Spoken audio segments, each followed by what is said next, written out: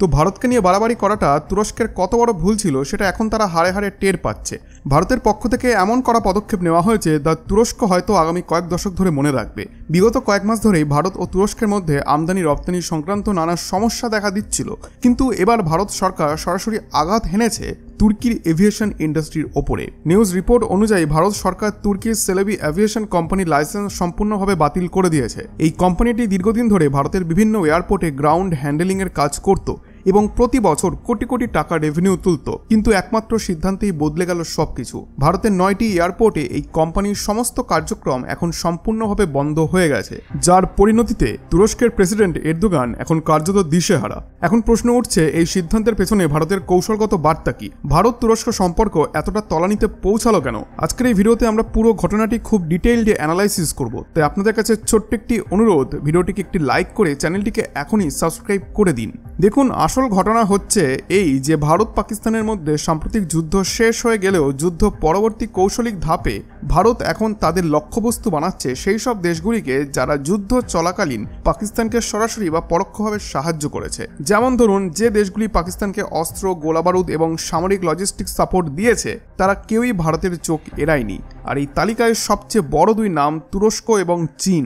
যদিও চীন এই কনফ্লিক্টে তুলনামূলকভাবে একটু সেমি সাপোর্টিভ অবস্থানে ছিল, তাই ভারতের পক্ষ থেকে চীনের উপর হালকা মাত্রায় প্রতিক্রিয়া দেখানো হয়েছে। কিন্তু তুর্কি, তারা একেবারে প্রকাশ্যে পাকিস্তানের পাশে দাঁড়িয়ে ভারতের বিরুদ্ধে বিষ উগরে দিয়েছিল।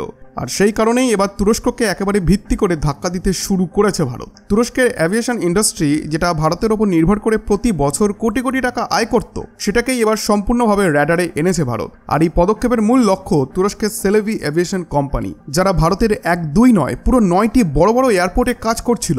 এখন এই কোম্পানির সমস্ত লাইসেন্স বাতিল করে দিয়েছে ভারত সরকার। এর মানে তুরস্কের এই বিখ্যাত কোম্পানিটি আর কোনোদিনও ভারতের কোনো এয়ারপোর্টে কাজ করতে পারবে না। তাদের কার্যক্রম পার্মানেন্টলি বন্ধ করে দেওয়া হয়েছে এবং স্থায়ীভাবে ভারতের বাজার থেকে বেরিয়ে যাওয়ার প্রস্তুতি শুরু করে দিয়েছে তারা। এই সিদ্ধান্ত কেবল একটি লাইসেন্স বাতিল নয়, এটি এক ধরনের স্ট্র্যাটেজিক রিমাইন্ডার যে ভারতের সঙ্গে লড়াই করার খেসারত কতটা বড় হতে পারে সেটা যেন এবার বিশ্ব বুঝে নেয়। তো যারা জানেন না তাদেরকে জানিয়ে রাখি যে সেলেভি এভিয়েশন হলো তুরস্কের একটি বিখ্যাত কোম্পানি যারা এয়ারপোর্টে গ্রাউন্ড হ্যান্ডেলিং সার্ভিস দিয়ে থাকে। মানে কোনো ফ্লাইট যখন ল্যান্ড করে তখন যাত্রীদের ব্যাগ নামানো, নতুন মালপত্র লোড করা, প্লেন পরিষ্কার করা, জল ও ফুয়েল ভরার মতো কাজগুলি এই কোম্পানি করে থাকে। আর শুধু ভারতের কোনো ছোট শহরে নয়, এই কোম্পানি ভারতের 9টি প্রধান এয়ারপোর্টে পরিষেবা দিত, যেমন দিল্লি, মুম্বাই, বেঙ্গালুরু, হায়দ্রাবাদ, চেন্নাই, আহমেদাবাদ, গোয়া, কোচিন এবং কান্নুর। কিন্তু এই সব কিছুর মোড় ঘুরে যায় অপারেশন সিন্ধুরের পর, যখন ভারতীয় ভূখণ্ডে একটি জবাবি ড্রোন হামলা হয়। তদন্তে উঠে আসে এই ড্রোন হামলার পেছনে তুরস্ক ও পাকিস্তানের মিলিত ষড়যন্ত্র ছিল। ভারতের নিরাপত্তা এজেন্সির কাছে তথ্য আসে যে তুরস্ক পাকিস্তানকে সরাসরি সামরিক সহায়তা দিয়েছে। আর তখনই ভারতের তরফ থেকে একদম কড়া পদক্ষেপ নেওয়া হয়।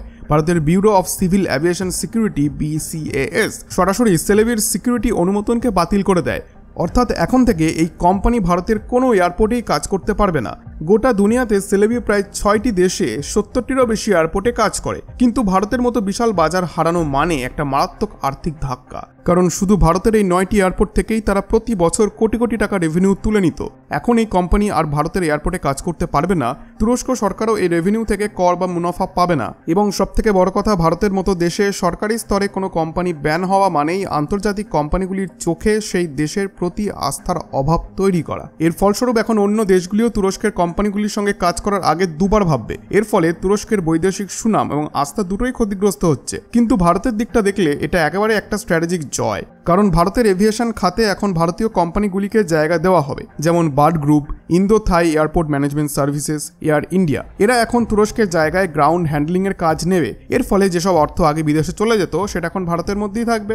ভারতের কোম্পানিগুলি স্থানীয় কর্মীদের নিয়োগ করবে, যার ফলে দেশের বেকার যুবকদের চাকরি বাড়বে। আর এই সব মিলিয়ে ভারতের জিডিপি ও ইকোনমিতে একটা পজিটিভ ইম্প্যাক্ট পড়বে। এক কথায় এই ঘটনাটা শুধু প্রতিশোধ নয়, বরং ভারত যে আত্মনির্ভরের পথে এগিয়ে চলছে তার আরও একটি জলজান্ত প্রমাণ। এটা শুধু একটি কোম্পানির ওপর নিষেধাজ্ঞা নয়, এটা তুরস্কের অর্থনীতি, কূটনীতি এবং আন্তর্জাতিক ইমেজে একসাথে তিনটেকে আঘাত করছে। ভারতের এমন আরও কিছু পদক্ষেপ যদি দেখা যায় তাহলে ভবিষ্যতে তুরস্ক হাজার কোটি টাকার ক্ষতির মুখে পড়তে পারে। শুধু ভারতেই নয়, এই পরিস্থিতির প্রভাব এখন অন্যান্য দেশেও ছড়িয়ে পড়ার আশঙ্কা তৈরি হয়েছে। অনেক দেশই এই তুরস্কের কোম্পানিগুলিকে নিয়ে পুনর্বিবেচনা করতে শুরু করে দিতে পারে। এদিকে ভারতের বিশ্ববিদ্যালয়গুলিও এখন তুরস্কের সঙ্গে একাধিক একাডেমিক সংযোগ বিচ্ছিন্ন করতে আরম্ভ করেছে।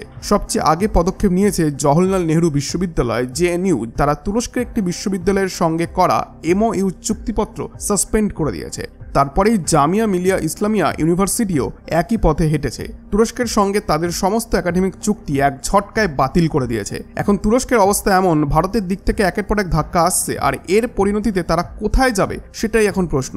বলা যায় যে পরিস্থিতি এমন জায়গায় পৌঁছেছে যেখানে নরকেও এদের জায়গা মিলবে না। আর অবাক করার বিষয়টা কি জানেন, যে ভারত যখন এদের রাজনৈতিকভাবে ধাক্কা দিচ্ছে তখন যেন প্রকৃতিও তাদের প্রতি বিরক্ত। কারণ সম্প্রতি তুরস্কের রাজধানীতে 5.1 মাত্রার ভূমিকম্প হয়েছে, ঠিক তখনই যখন এই কূটনৈতিক সংঘাত তুঙ্গে। এই জিনিসটি শুনলেও খারাপ লাগে যে 2023 সালে যখন তুরস্কে ভয়ঙ্কর ভূমিকম্প হয়েছিল তখন ভারতে ছিল প্রথম দেশ যারা সাহায্যের হাত বাড়িয়েছিল, মেডিকেল টিম, রিলিফ সবকিছু পাঠিয়েছিল ভারত। কিন্তু আজ সেই তুরস্কই ভারতের শত্রুরূপে দাঁড়িয়েছে। এখন কথা হচ্ছে, এই পরিস্থিতিতে তুরস্ককে যদি কেউ সাহায্য করে সেটাকে। অবাক করার বিষয় হলো যে আমেরিকা, যে দেশকে ভারতের স্ট্র্যাটেজিক পার্টনার বলা হয়, তারাই এখন $304 বিলিয়ন অস্ত্র চুক্তির মাধ্যমে তুরস্ককে অত্যাধুনিক মিসাইল সরবরাহের অনুমোদন দিয়েছে। এখানেই প্রশ্ন উঠছে, যখন সবাই জানে তুরস্ক এই অস্ত্রগুলি কোন প্রয়োজনে কোন উদ্দেশ্যে ব্যবহার করতে পারে, তখনও কেন আমেরিকা এমন পদক্ষেপ নিচ্ছে?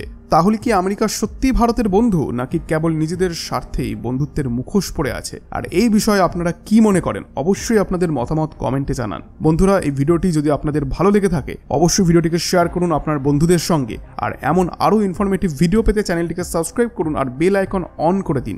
ধন্যবাদ।